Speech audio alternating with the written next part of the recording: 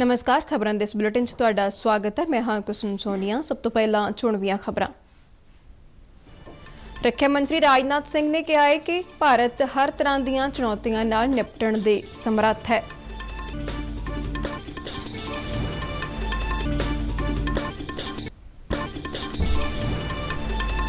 केंद्रीय मंत्री जितेंद्र सिंह अनुसार पिछले 8 वरियां दौरान कल्याणकारी योजनावां बिना किसी पक्षपात के जरूरतमंदां तक पहुंचाईयां गईयां ने।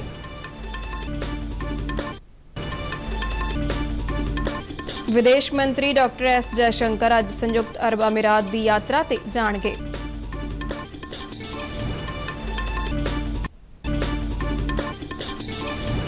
प्रधानमंत्री नाल मुलाकात दौरान साबका मुख्यमंत्री कैप्टन अमरिंदर सिंह ने पंजाब नाल जुड़े कई अहम मुद्दों ते कीती चर्चा।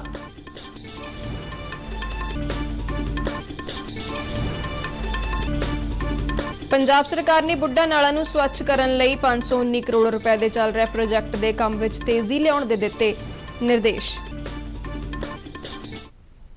ते हुण खबरां विस्तार नाल। रक्षा मंत्री राजनाथ सिंह ने कहा है कि भारत हर तरह दीआं चुनौतियां नाल निपटण दे समर्थ है।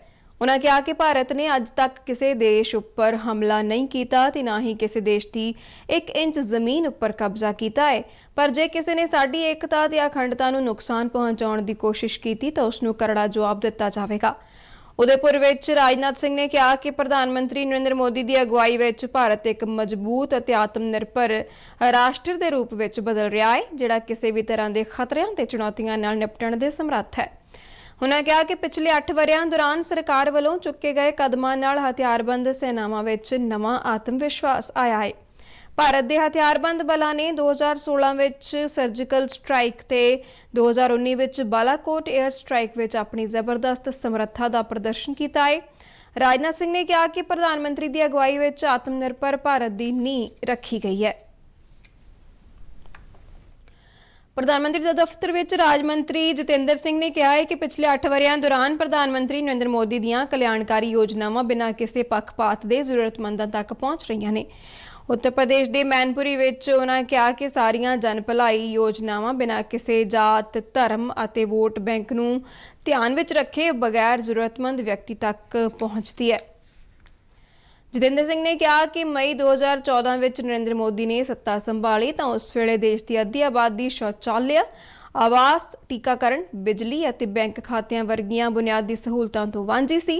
उन्होंने कहा कि भारत नूं अगले 25 वरियां दौरान अमृत काल विच मजबूत ते खुशहाल राष्ट्र बनाउण दा संकल्प लिया गया है। विदेश मंत्री डॉक्टर एस जयशंकर अज संयुक्त अरब अमीरात की यात्रा ते जाणगे। ਉਹ 14ਵੀਂ ਭਾਰਤ ਸੰਯੁਕਤ ਅਰਬ ਅਮੀਰਾਤ ਸੰਯੁਕਤ ਆਯੋਗ ਦੀ ਮੀਟਿੰਗ ਵਿੱਚ ਹਿੱਸਾ ਲੈਣਗੇ ਅਤੇ ਸੰਯੁਕਤ ਅਰਬ ਅਮੀਰਾਤ ਦੇ ਵਿਦੇਸ਼ ਮੰਤਰੀ ਸ਼ੇਖ ਅਬਦੁੱਲਾ ਬਿਨ ਜ਼ਾਇਦ ਅਲ ਨਾਹਿਆਨ ਨਾਲ ਤੀਜੀ ਭਾਰਤ ਸੰਯੁਕਤ ਅਰਬ ਅਮੀਰਾਤ ਰਣਨੀਤਿਕ ਗੱਲਬਾਤ ਦੀ ਸਹਿ ਪ੍ਰਧਾਨਗੀ ਕਰਨਗੇ। 3 दिन की इस यात्रा दौरान डॉक्टर जयशंकर संयुक्त अरब अमीरात दीआं होर अहम शख्सियतां नाल भी मुलाकात करनगे। विदेश मंत्रालय ने कहा है कि इन्हां मीटिंगां विच भारत अते संयुक्त अरब अमीरात विचाले वड्डे पद्धर ते रणनीतिक साझेदारी की समीक्षा की जाएगी। मंत्रालय ने कहा कि भारत अते संयुक्त अरब अमीरात विचाले उच्च पद्धरी गलबात लगातार होंदी रहिंदी है। भारतीय जनता पार्टी के सीनियर आगू और केंद्रीय मंत्री गजेंद्र सिंह शेखावत 2 दिना दौरे ते कल मोहाली पुजे। वो श्री आनंदपुर साहिब लोक सभा हल्के के प्रवास की योजना तहत आए ने। मोहाली पुजण ते वर्करां ने उन्हां दा निੱਘਾ स्वागत किया। मगरों उन्हां मोहाली लागे खानपुर विखे भारतीय जनता पार्टी के वर्करां नाल एक मीटिंग की। मीटिंग नूं संबोधन करदिआं गजेंद्र सिंह शेखावत ने कहा कि केंद्र सरकार वालों आम लोगों की भलाई लई कई स्कीमां चलाईयां जा रहीआं ने। उन्हां वर्करां नूं इन्हां स्कीमां बारे लोकां नूं हेठले पद्धर तक जानकारी देण लई आखिआ तां जो हर जरूरतमंद स्कीमां तों लाभ लै सकण। गजेंद्र सिंह शेखावत ने कहा कि उन्हां दे इस दौरे का इक्को एक मकसद पार्टी नूं मजबूत करना है। इस तरह के टूर्स बने जहाँ देश की सरकार में काम करने वाले मंत्री या पार्टी में काम करने वाले सीनियर लोग वो जाकर के 2 दिन 3 दिन वहाँ रह करके वहाँ के कार्यकर्ताओं के साथ में बातचीत करके और निरंतर उनके साथ में एक संपर्क संबंध बनाते हुए उनको किस तरह से और अधिक संगठन की दृष्टि से शक्तिशाली ताकतवर बना सकते हैं इसके लिए काम करते हैं। उसी श्रृंखला में आज और कल ये 2 दिन का प्रवास श्री आनंदपुर साहब लोकसभा में मुझे दिया गया था। पार्टी ने जो जिम्मेदारी दी थी उसके तहत मैं आया हूँ। संगठन के विभिन्न वर्टिकल्स की मीटिंग, समाज के विभिन्न तबकों के साथ में मिलना, बैठना, बातचीत करना, सहज रूप से कार्यकर्ताओं के घर पर जाकर के भोजन करना, ये सब इस भारतीय जनता पार्टी की कार्यपद्धति और कार्यपद्धति के आधार पर बनी हुई इस प्रवास योजना का हिस्सा है। ਇਸ ਤੋਂ ਪਹਿਲਾਂ ਗਜਿੰਦਰ ਸਿੰਘ ਸ਼ੇਖਾਵਤ ਨੇ ਗੁਰਦੁਆਰਾ ਸ਼੍ਰੀ ਅੰਬ ਸਾਹਿਬ ਮੋਹਾਲੀ ਵਿਖੇ ਮੱਥਾ ਟੇਕਿਆ। ਉਹਨਾਂ ਦਾ ਖਰੜ ਅਤੇ ਮੁੱਲਾਂਪੁਰ ਦਾ ਦੌਰਾ ਕਰਨ ਦਾ ਵੀ ਪ੍ਰੋਗਰਾਮ ਹੈ। ਪੰਜਾਬ ਦੇ ਸਾਬਕਾ ਮੁੱਖ ਮੰਤਰੀ ਅਤੇ ਪੰਜਾਬ ਲੋਕ ਕਾਂਗਰਸ ਦੇ ਪ੍ਰਧਾਨ ਕੈਪਟਨ ਅਮਰਿੰਦਰ ਸਿੰਘ ਨੇ ਕੱਲ੍ਹ ਨਵੀਂ ਦਿੱਲੀ ਵਿੱਚ ਪ੍ਰਧਾਨ ਮੰਤਰੀ ਨਰਿੰਦਰ ਮੋਦੀ ਨਾਲ ਮੁਲਾਕਾਤ ਕੀਤੀ। ਇਸ ਦੌਰਾਨ ਉਹਨਾਂ ਦੇ ਪੁੱਤਰ ਅਤੇ ਨੈਸ਼ਨਲ ਰਾਈਫਲਜ਼ ਐਸੋਸੀਏਸ਼ਨ ਦੇ ਪ੍ਰਧਾਨ ਰਣਿੰਦਰ ਸਿੰਘ ਵੀ ਹਾਜ਼ਰ ਸਨ। ਆਪਣੀ ਮੁਲਾਕਾਤ ਦੀਆਂ ਤਸਵੀਰਾਂ ਜਾਰੀ ਕਰਦਿਆਂ ਕੈਪਟਨ ਅਮਰਿੰਦਰ ਸਿੰਘ ਨੇ ਕਿਹਾ ਕਿ ਪ੍ਰਧਾਨ ਮੰਤਰੀ ਨਰਿੰਦਰ ਮੋਦੀ ਨਾਲ ਇੱਕ ਨਿੱਘੀ ਮਿਲਣੀ ਹੋਈ ਹੈ। ਇਸ ਦੌਰਾਨ ਪੰਜਾਬ ਦੇ ਕਈ ਮੁੱਦਿਆਂ ਤੇ ਵਿਚਾਰ ਵਟਾਂਦਰਾ ਕੀਤਾ ਗਿਆ। ਕੈਪਟਨ ਸਿੰਘ ਨੇ ਕਿਹਾ ਕਿ ਉਹਨਾਂ ਪ੍ਰਧਾਨ ਮੰਤਰੀ ਨਾਲ ਮਿਲ ਕੇ ਦੇਸ਼ ਅਤੇ ਪੰਜਾਬ ਦੀ ਸੁਰੱਖਿਆ ਲਈ ਕੰਮ ਕਰਨ ਦਾ ਅਹਿਦ ਲਿਆ। ਸ਼੍ਰੋਮਣੀ ਅਕਾਲੀ ਦਲ ਦਾ ਇੱਕ ਵਫਦ ਅੱਜ ਚੰਡੀਗੜ੍ਹ ਵਿੱਚ ਰਾਜਪਾਲ ਬਨਵਾਰੀ ਲਾਲ ਪੁਰੋਹਿਤ ਨਾਲ ਮੁਲਾਕਾਤ ਕਰੇਗਾ। ਪਾਰਟੀ ਦੇ ਆਗੂ ਦਿਲਜੀਤ ਸਿੰਘ ਚੀਮਾ ਨੇ ਇੱਕ ਟਵੀਟ ਵਿੱਚ ਇਹ ਜਾਣਕਾਰੀ ਦਿੱਤੀ ਹੈ। ਉਹਨਾਂ ਕਿਹਾ ਕਿ ਇਸ ਦੌਰਾਨ ਪੰਜਾਬ ਆਬਕਾਰੀ ਨੀਤੀ ਵਿੱਚ ਗੰਭੀਰ ਬੇਨਿਯਮੀਆਂ ਸਮੇਤ ਕਈ ਹੋਰ ਅਹਿਮ ਮੁੱਦਿਆਂ ਤੇ ਚਰਚਾ ਕੀਤੀ ਜਾਵੇਗੀ। ਇਸ ਵਫਦ ਦੀ ਅਗਵਾਈ ਪਾਰਟੀ ਪ੍ਰਧਾਨ ਸੁਖਬੀਰ ਸਿੰਘ ਬਾਦਲ ਕਰਨਗੇ। ਵਫਦ ਵੱਲੋਂ ਆਬਕਾਰੀ ਨੀਤੀ ਦੀ ਜਾਂਚ ਦੀ ਮੰਗ ਕੀਤੀ ਜਾਵੇਗੀ। ਪੰਜਾਬ ਸਰਕਾਰ ਨੇ ਬੁੱਢਾ ਨਾਲਾ ਕਾਰਨ ਲੋਕਾਂ ਨੂੰ ਦਰਪੇਸ਼ ਵੱਖ-ਵੱਖ ਸਮੱਸਿਆਵਾਂ ਤੋਂ ਛੁਟਕਾਰਾ ਦਿਵਾਉਣ ਲਈ 519 ਕਰੋੜ ਰੁਪਏ ਦੇ ਚੱਲ ਰਹੇ ਪ੍ਰੋਜੈਕਟ ਦੇ ਕੰਮ ਵਿੱਚ ਤੇਜ਼ੀ ਲਿਆਉਣ ਦੇ ਨਿਰਦੇਸ਼ ਦਿੱਤੇ ਨੇ। ਕੱਲ੍ਹ ਇਸ ਪ੍ਰੋਜੈਕਟ ਦਾ ਜਾਇਜ਼ਾ ਲੈਂਦੇ ਹੋਏ ਸਥਾਨਕ ਸਰਕਾਰਾਂ ਬਾਰੇ ਮੰਤਰੀ ਇੰਦਰਬੀਰ ਸਿੰਘ ਨਿੱਜਰ ਨੇ ਜਲ ਸਪਲਾਈ ਅਤੇ ਸੀਵਰੇਜ ਬੋਰਡ ਦੇ ਅਧਿਕਾਰੀਆਂ ਨੂੰ ਇਹ ਪ੍ਰੋਜੈਕਟ ਮਿੱਥੇ ਸਮੇਂ ਵਿੱਚ ਪੂਰਾ ਕਰਨ ਲਈ ਕਿਹਾ ਤਾਂ ਜੋ ਲੁਧਿਆਣਾ ਦੇ ਬੁੱਢਾ ਨਾਲਾ ਨੂੰ ਪੁਨਰ ਜੀਵਤ ਕੀਤਾ ਜਾ ਸਕੇ। ਉਹਨਾਂ ਕਿਹਾ ਕਿ ਸੂਬਾ ਸਰਕਾਰ ਲੋਕਾਂ ਨੂੰ ਸਾਫ਼ ਸੁਥਰਾ ਵਾਤਾਵਰਣ ਦੇਣ ਲਈ ਵਚਨਬੱਧ ਹੈ ਤੇ ਇਸ ਕਾਰਜ ਵਿੱਚ ਕੋਈ ਢਿੱਲ ਬਰਦਾਸ਼ਤ ਨਹੀਂ ਕੀਤੀ ਜਾਵੇਗੀ। ਨਿੱਜਰ ਨੇ ਕਿਹਾ ਕਿ ਇਸ ਪ੍ਰੋਜੈਕਟ ਦਾ ਮੁੱਖ ਮੰਤਵ ਬੁੱਢਾ ਨਾਲਾ ਵਿੱਚ ਕਿਸੇ ਵੀ ਤਰ੍ਹਾਂ ਦਾ ਗੰਦਾ ਪਾਣੀ ਪੈਣ ਤੋਂ ਰੋਕਣਾ ਹੈ। ਗੰਦੇ ਪਾਣੀ ਨੂੰ ਸੀਵਰੇਜ ਟ੍ਰੀਟਮੈਂਟ ਪਲਾਂਟ ਨਾਲ ਸੋਧਿਆ ਜਾਵੇਗਾ। ਉਹਨਾਂ ਦੱਸਿਆ ਕਿ ਪਿਛਲੇ ਸਮੇਂ ਦੌਰਾਨ ਲੁਧਿਆਣਾ ਵਿੱਚ ਉਦਯੋਗਾਂ ਦੇ ਵੱਡੀ ਪੱਧਰ ਤੇ ਵਧਣ ਕਾਰਨ ਬੁੱਢਾ ਨਾਲਾ ਬੁਰੀ ਤਰ੍ਹਾਂ ਪ੍ਰਦੂਸ਼ਿਤ ਹੋਇਆ ਹੈ ਤੇ ਇਹ ਨਾਲਾ ਸਤਲੁਜ ਨਦੀ ਦੇ ਪ੍ਰਦੂਸ਼ਣ ਦਾ ਇੱਕ ਵੱਡਾ ਕਾਰਨ ਬਣ ਸਕਿਆ ਹੈ। ਇਸ ਮਾਮਲੇ ਦੀ ਗੰਭੀਰਤਾ ਨੂੰ ਦੇਖਦੇ ਹੋਏ ਹੀ ਸੂਬਾ ਸਰਕਾਰ ਬੁੱਢਾ ਨਾਲਾ ਨੂੰ ਪ੍ਰਦੂਸ਼ਣ ਮੁਕਤ ਕਰਨ ਲਈ ਪਹਿਲ ਦੇ ਰਹੀ ਹੈ। ਪੰਜਾਬ ਸਰਕਾਰ ਵੱਲੋਂ ਮਾਲਵਾ ਦੀ ਨਰਮਾ ਪੱਟੀ ਦੇ ਕਿਸਾਨਾਂ ਨੂੰ ਰਾਹਤ ਦੇਣ ਲਈ ਨਰਮੇ ਤੋਂ ਆੜਤ ਫੀਸ 2.5% ਤੋਂ ਘਟਾ ਕੇ 1% ਕੀਤੀ ਜਾਵੇਗੀ। ਪੰਜਾਬ ਦੇ ਖੇਤੀਬਾੜੀ ਮੰਤਰੀ ਕੁਲਦੀਪ ਸਿੰਘ ਧਾਲੀਵਾਲ ਨੇ ਕੁਝ ਦਿਨ ਪਹਿਲਾਂ ਮਾਲਵੇ ਦੀ ਨਰਮਾ ਪੱਟੀ ਦਾ ਦੌਰਾ ਕੀਤਾ ਸੀ ਤੇ ਕਿਸਾਨਾਂ ਦੀਆਂ ਸਮੱਸਿਆਵਾਂ ਸੁਣੀਆਂ ਸਨ। ਉਹਨਾਂ ਕੱਲ੍ਹ ਚੰਡੀਗੜ੍ਹ ਵਿੱਚ ਪੰਜਾਬ ਕਾਟਨ ਫੈਕਟਰੀਜ਼ ਅਤੇ ਜਨਰਲ ਐਸੋਸੀਏਸ਼ਨ ਵੱਲੋਂ ਕਿਸਾਨਾਂ ਅਤੇ ਆਪਣੀਆਂ ਸਮੱਸਿਆਵਾਂ ਬਾਰੇ ਮੀਟਿੰਗ ਕੀਤੀ। ਖੇਤੀਬਾੜੀ ਮੰਤਰੀ ਨੇ ਦੱਸਿਆ ਕਿ ਕਣਕ ਅਤੇ ਝੋਨੇ ਦੇ ਅਨੁਪਾਤ ਅਨੁਸਾਰ ਕਪਾਹ ਤੇ ਆੜਤ ਨਹੀਂ ਲਈ ਜਾ ਸਕਦੀ ਕਿਉਂਕਿ ਝੋਨੇ ਅਤੇ ਕਣਕ ਦੀ ਫਸਲ ਨੂੰ ਮੰਡੀ ਵਿੱਚ ਲਾਉਣ, ਸਫਾਈ, ਭਰਨ, ਤੋਲਣ ਅਤੇ ਢੁਆਈ ਆਦਿ ਦੇ ਕਈ ਖਰਚ ਆਉਂਦੇ ਨੇ। ਸਰਕਾਰ ਵੱਲੋਂ ਕਪਾਹ ਤੇ ਮਾਰਕੀਟ ਫੀਸ ਪਹਿਲਾਂ ਹੀ 2% ਤੋਂ ਘਟਾ ਕੇ 0.5% ਕਰ ਦਿੱਤੀ ਗਈ ਹੈ। ਆਨਲਾਈਨ ਵਿਦਿਅਕ ਮੋਬਾਈਲ ਗੇਮਾਂ ਦੀ ਇੱਕ ਲੜੀ ਆਜ਼ਾਦੀ ਕੁਐਸਟ ਨੌਜਵਾਨਾਂ ਨੂੰ ਇਨਫੋਟੇਨਮੈਂਟ ਰਾਹੀਂ ਰਾਸ਼ਟਰ ਨਿਰਮਾਣ ਵਿੱਚ ਸ਼ਾਮਲ ਕਰਨ ਲਈ ਸਰਕਾਰ ਦਾ ਇੱਕ ਯਤਨ ਹੈ।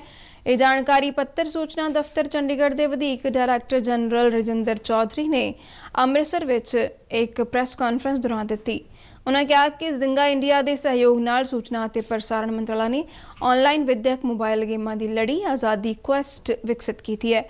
ਰਜਿੰਦਰ ਚੌਧਰੀ ਨੇ ਕਿਹਾ ਕਿ ਕੇਂਦਰੀ ਸੂਚਨਾ ਅਤੇ ਪ੍ਰਸਾਰਣ ਮੰਤਰੀ ਅਨੁਰਾਗ ਸਿੰਘ ਠਾਕੁਰ ਵੱਲੋਂ ਆਜ਼ਾਦੀ ਕੁਐਸਟ ਦੀ ਸ਼ੁਰੂਆਤ ਭਾਰਤ ਦੇ ਸੁਤੰਤਰਤਾ ਸੰਗਰਾਮ ਦੌਰਾਨ ਆਜ਼ਾਦੀ ਘੁਲਾਟੀਆਂ ਤੇ ਗੁੰਮਨਾਮ ਨਾਇਕਾਂ ਦੇ ਯੋਗਦਾਨ ਨੂੰ ਮਾਨਤਾ ਦੇਣ ਲਈ ਸਰਕਾਰ ਦੀਆਂ ਕੋਸ਼ਿਸ਼ਾਂ ਦੀ ਲੜੀ ਤਹਿਤ ਇੱਕ ਹੋਰ ਕਦਮ ਹੈ। ਉਹਨਾਂ ਇਸ ਗੱਲ ਤੇ ਜ਼ੋਰ ਦਿੱਤਾ ਕਿ ਭਾਰਤ ਸਰਕਾਰ ਨੇ ਆਪਣੇ ਵੱਖ-ਵੱਖ ਸੋਮਿਆਂ ਰਾਹੀਂ ਦੇਸ਼ ਭਰ ਦੇ ਗੁੰਮਨਾਮ ਆਜ਼ਾਦੀ ਘੁਲਾਟੀਆਂ ਬਾਰੇ ਜਾਣਕਾਰੀ ਇਕੱਠੀ ਕੀਤੀ ਹੈ ਤੇ ਆਜ਼ਾਦੀ ਕੁਐਸਟ ਇਸ ਗਿਆਨ ਨੂੰ ਦਿਲਚਸਪ ਅਤੇ ਪ੍ਰਭਾਵੀ ਬਣਾਉਣ ਦਾ ਇੱਕ ਯਤਨ ਹੈ। खेल खेल में अपने स्वतंत्रता संग्राम के बारे में और उन अनछुए पहलुओं को जान सकें जिनके बारे में शायद हम उतना नहीं जानते। हम सब जानते हैं कि हमारी युवा पीढ़ी कहीं ना कहीं मोबाइल गेम्स और मोबाइल ऐप्स के साथ जुड़ी हुई है, तो उनकी पसंद को देखते हुए ऐसे लोग जो मोबाइल के साथ जुड़े हुए हैं उनकी पसंद को देखते हुए एक series of online educational games शुरू किया गया है which is about freedom struggle. आज़ादी क्वेस्ट नाम से ये जो मोबाइल गेम शुरू किया गया है, इसके कई सारे गेम्स इसके अंदर होंगे। जैसे इसमें एक हीरोज़ नाम से एक आपको ऐप मिलेगा, गेम मिलेगा। उसमें आपको कुल मिला के 750 सवाल डाले गए हैं, 750 questions, and out of the 750 questions have been divided into 75 segments, यानी कि 10-10 क्वेश्चंस का एक सेट आएगा। जब आप वो 10 क्वेश्चन अटेम्प्ट करते हैं और आप उसमें से 6 का जवाब ठीक दे देते हैं तो आपको एक आज़ादी सिल्वर कार्ड मिलेगा। वो ऑनलाइन है सब कुछ। इस तरह से युवा वर्ग की एक रुचि बनेगी कि मेरे पास कितने कार्ड हो गए। ਰਜਿੰਦਰ ਚੌਧਰੀ ਨੇ ਕਿਹਾ ਕਿ ਆਜ਼ਾਦੀ ਕੁਐਸਟ ਆਨਲਾਈਨ ਗੇਮਰਸ ਦੇ ਵੱਡੇ ਬਾਜ਼ਾਰ ਵਿੱਚ ਸ਼ਾਮਲ ਹੋਣ ਦਾ ਇੱਕ ਯਤਨ ਹੈ, ਕਿਉਂਕਿ 2021 ਵਿੱਚ ਹੀ ਗੇਮਿੰਗ ਸੈਕਟਰ ਵਿੱਚ 28% ਦਾ ਵਾਧਾ ਹੋਇਆ ਹੈ ਅਤੇ 2023 ਤੱਕ ਅਜਿਹੇ ਗੇਮਰਸ ਦੀ ਗਿਣਤੀ 45 ਕਰੋੜ ਤੱਕ ਪੁੱਜਣ ਦੀ ਆਸ ਹੈ। उन्होंने कहा कि ये आज़ादी कुएस्ट देश के आज़ादी घुलाटियां के योगदान बारे गेमर्स नूं जागरूक करने लई सरकार दे सब तो उत्तम कदमां विचों एक होवेगा। भारत सरकार दे सूचना ते प्रसारण मंत्रालय वालों आज़ादी का अमृत महोत्सव की थीम ते अमृतसर के BBK DAV college for women विच लगाई गई प्रदर्शनी के दूजे दिन PIB चंडीगढ़ के ADG रजिंदर चौधरी ने मुख मेहमान वजों शिरकत की। इस प्रदर्शनी विच पेंटिंग ते लेख मुकाबले करवाए गए, जिस विच विद्यार्थियों ने वध चढ़ के हिस्सा लिया। कॉलेज के कलाकारां ते विद्यार्थियों ने देश भगती की थीम ते आधारित शानदार सभ्याचारक प्रोग्राम पेश किया। ਵੱਖ-ਵੱਖ ਮੁਕਾਬਲਿਆਂ ਦੇ ਜੇਤੂਆਂ ਨੂੰ ਇਨਾਮ ਦੇ ਕੇ ਸਨਮਾਨਿਤ ਕੀਤਾ ਗਿਆ। ਆਪਣੇ ਸੰਬੋਧਨ ਵਿੱਚ ਰਜਿੰਦਰ ਚੌਧਰੀ ਨੇ ਕਿਹਾ ਕਿ ਅਜਿਹੇ ਪ੍ਰੋਗਰਾਮ ਨਵੀਂ ਪੀੜ੍ਹੀ ਨੂੰ ਸੇਧ ਦੇਣ ਵਿੱਚ ਮਦਦ ਕਰਦੇ ਨੇ। ਮੰਤਰਾਲਾ ਤਹਿਤ ਕੇਂਦਰੀ ਸੰਚਾਰ ਬਿਊਰੋ ਦੇ FPO ਗੁਰਮੀਤ ਸਿੰਘ ਵੀ ਸਮਾਗਮ ਵਿੱਚ ਹਾਜ਼ਰ ਸਨ। ਪੰਜਾਬ ਦੇ ਟਰਾਂਸਪੋਰਟ ਮੰਤਰੀ ਲਾਲਜੀਤ ਸਿੰਘ ਭੁੱਲਰ ਨੇ ਕਿਹਾ ਹੈ ਕਿ ਸਰਕਾਰ ਵੱਲੋਂ ਟੈਕਸ ਡਿਫਾਲਟਰਾਂ ਤੇ ਕੀਤੀ ਗਈ ਸਖਤੀ ਤੇ ਭ੍ਰਿਸ਼ਟਾਚਾਰ ਤੇ ਨਕੇਲ ਕੱਸਣ ਦੇ ਯਤਨਾਂ ਵਜੋਂ ट्रांसपोर्ट महकमे ने 5 महीनों तो भी घट समय में 1008 करोड़ रुपए तो वध दा मालिया इकट्ठा किया है। ये पिछले वरे की तुलना में तकरीबन 332 करोड़ रुपए वध है। उन्होंने कहा कि सरकार महकमे में पूरी पारदर्शिता नाल काम कर रही है।